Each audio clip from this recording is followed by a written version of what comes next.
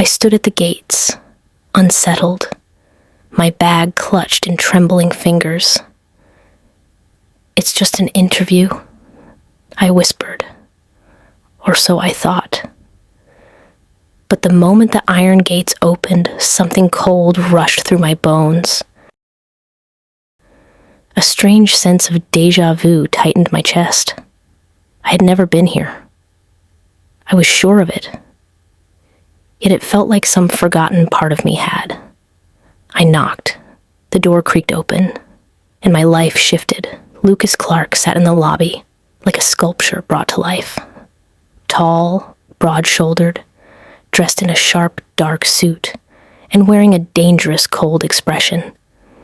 His dark eyes scanned me with suspicion, as though he were analyzing a security threat, not a nanny candidate. "Jenny O'Brien?" he asked, his voice low and intimidating. "Yes," I managed, forcing a smile. "Thank you for agreeing to meet with me, Mr. Clark." He didn't smile back. "This will be quick." Before I could respond, a little girl darted out with a scream of joy. "Daddy!" The moment our eyes met, she stopped, then smiled as if she'd known me her whole life. Something warm and unfamiliar tugged at my heart. She stepped toward me, ignoring Lucas's hand on her shoulder. "You can call me Light," she said sweetly. Lucas's eyes widened. This was the first time Light had warmed up to any nanny. None of the previous ones had even gotten close. "You can resume tomorrow," he said tightly. "My daughter likes you." That night I woke up gasping, clutching my bedsheet.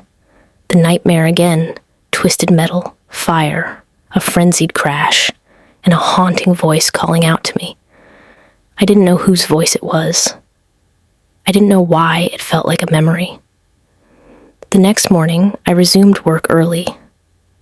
While familiarizing myself with the penthouse, something strange happened. As I passed a hallway door, I stopped abruptly. It whispered my name. My hand moved on its own, turning the knob. Inside was an art studio. "Does Lucas paint?" I wondered aloud as I stepped inside. But then I froze. On the wall hung a portrait. A woman who looked exactly like me. A doppelganger. Her face was slightly different, but the resemblance was terrifyingly close. My eyes widened. "Who is she?" I whispered. "I don't remember having a twin."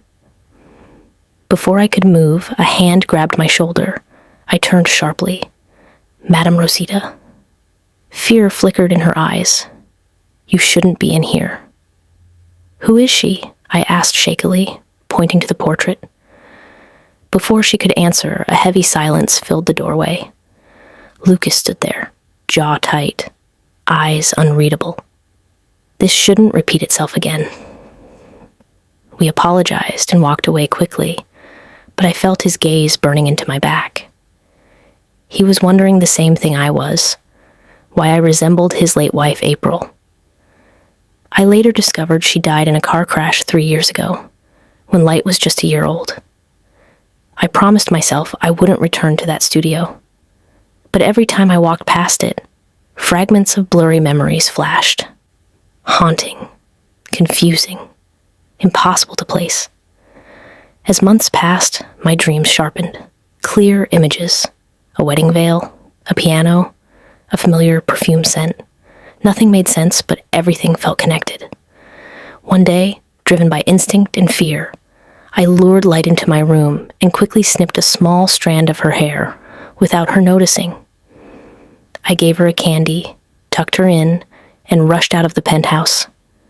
I needed answers. My resemblance to April felt too sinister to ignore.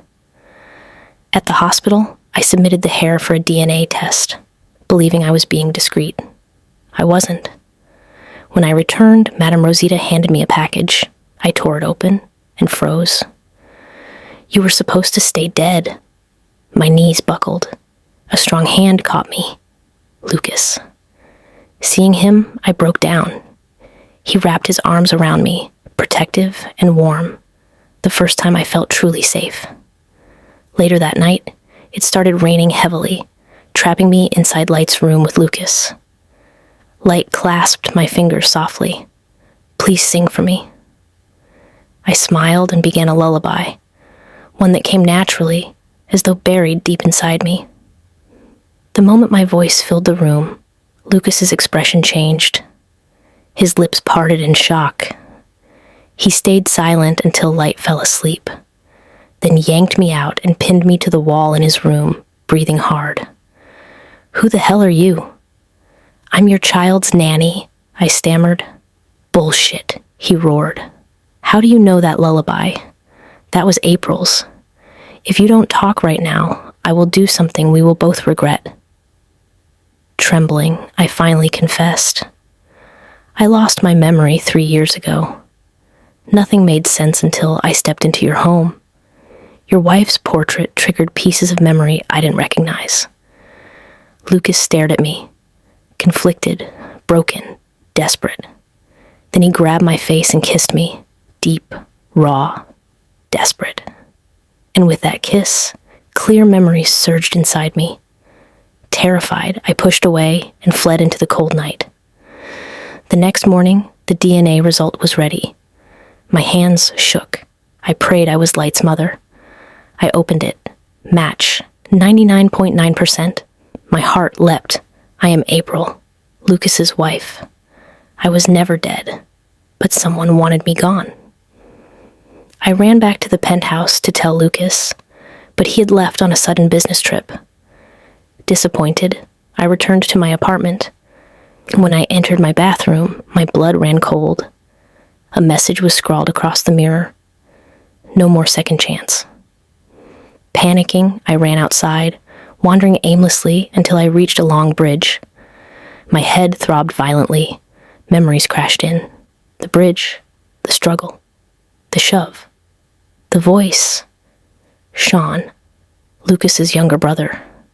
The memory hit so hard my knees buckled. I collapsed. But someone caught me before I hit the ground. I woke up the next morning in my apartment. A sound came from the kitchen. A male silhouette emerged. Sean. I froze. "Morning," he said casually. "I helped you home." I didn't believe him. He was the last person I saw before dying 3 years ago. Had he tried to finish what he started? He left with a grin, and I locked the door immediately. The next morning, Lucas returned, only to explode into a fight with Sean. I could tell Sean was hiding something. He stormed out after giving me a chilling scowl. I rushed into Lucas's arms, trembling, and handed him the DNA results. His face collapsed in grief. "You abandoned me in Light?" he whispered painfully. "No.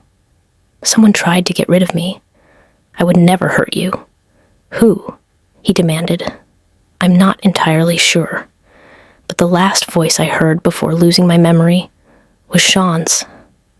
Rage filled Lucas's eyes. Our lips were inches apart when suddenly, glass shattered. A bullet tore through the window. Lucas shielded me instantly. We grabbed Light and fled to a hidden apartment he owned. Sharing a bed for the first time in years, our emotions finally broke free. We made love, passionate, aching, undeniable. But paradise didn't last. We woke to our worst nightmare. Light was gone. A single ring, Sean's ring, sat on the nightstand. Lucas tore out of the apartment in rage and confronted his brother. Sean confessed everything. He had always been in love with me. When I rejected him, something snapped.